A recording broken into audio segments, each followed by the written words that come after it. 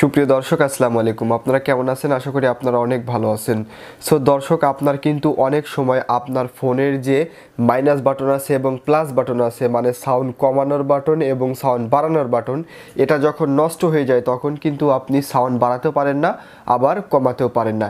এ থেকে কিন্তু আপনি অনেক ক্ষতিগ্রস্ত হন এবং আপনার ফোনটি সার্ভিস পয়েন্টে নিয়ে যান এবং 200 থেকে 300 টাকা খরচ হয় এটি বাটন ঠিক করার জন্য। আশা করি আপনি যদি আজকের আমার এই ভিডিওটি কন্টিনিউ করতে থাকেন তাহলে আমি আপনাদের 100% গ্যারান্টি দিচ্ছি আপনাকে আর এই বাটন সারার জন্য কোনো সার্ভিস পয়েন্টে যেতে হবে না এবং আপনার টাকা খরচ হবে না।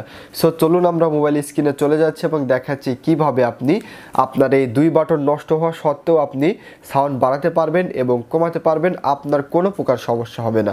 সো চলুন আমরা মোবাইল স্ক্রিনে চলে যাচ্ছি। সুপ্রিয় দর্শক, দেখতে পাচ্ছেন আমরা কিন্তু মোবাইল স্ক্রিনে চলে এসেছি। এবার দেখাবো কিভাবে আপনি আপনার ফোনের নষ্ট ভলিউম বাটন ইউজ করা ছাড়াই সাউন্ড কমাবেন এবং বাড়াবেন।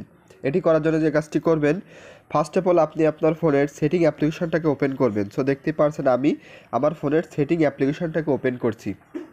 ওপেন করার পরে আপনি যে কাজটি করবেন, আপনি নিচের দিকে চলে যাবেন। নিচের দিকে চলে যাওয়ার পরে এখানে দেখতে পাচ্ছেন যে অ্যাডিশনাল সেটিংস, আপনারা কিন্তু সব ফোনেই কিন্তু অ্যাডিশনাল সেটিংসটা পেয়ে যাবেন। আপনি যে কাজটি করবেন, এই অ্যাডিশনাল সেটিংসের উপর সিম্পলি ক্লিক করবেন।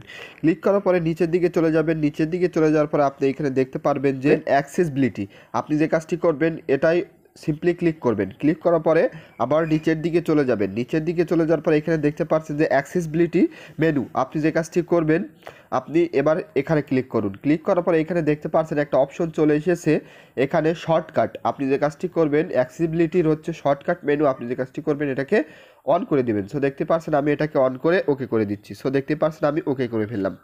ওকে করার পরে এখানে দেখতে পাচ্ছেন যে অ্যাক্সেসিবিলিটির লোগো শো করছে। সো দেখতে পাচ্ছেন নাকি? সো দেখতে পাচ্ছেন এখানে কিন্তু লোগো শো করছে এবং অনেক ফোনে কিন্তু এইখান দিয়ে পপ আপ আইকন শো করবে। আপনি যে কাজটি করবেন সেখানটায় ক্লিক করবেন। এবার যে কাজটি করব, আমার যে ক্ষেত্রেও এখানে এসেছে, আমি যে কাজটি করব এখানে ক্লিক করব। ক্লিক করার পরে এখানে দেখতে পাচ্ছেন যে volume up, volume down. So এখানে যদি ডাউন করেন সো দেখতে পাচ্ছেন ডাউন হবে। সো দেখতে পাচ্ছেন সাউন্ড কিন্তু কমছে 50%, 37%, 31% সাউন্ড কিন্তু কমছে।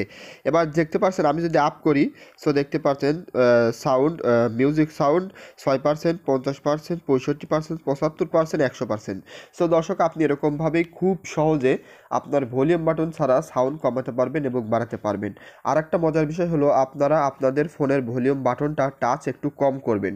এখানে যদি আপনি বেশি ইউজ করেন তাহলে কিন্তু বাটনটা নষ্ট হয়ে যাবে এবং আপনাকে কিন্তু অনেক টাকা গুনতে হবে আপনার ফোনের জন্য।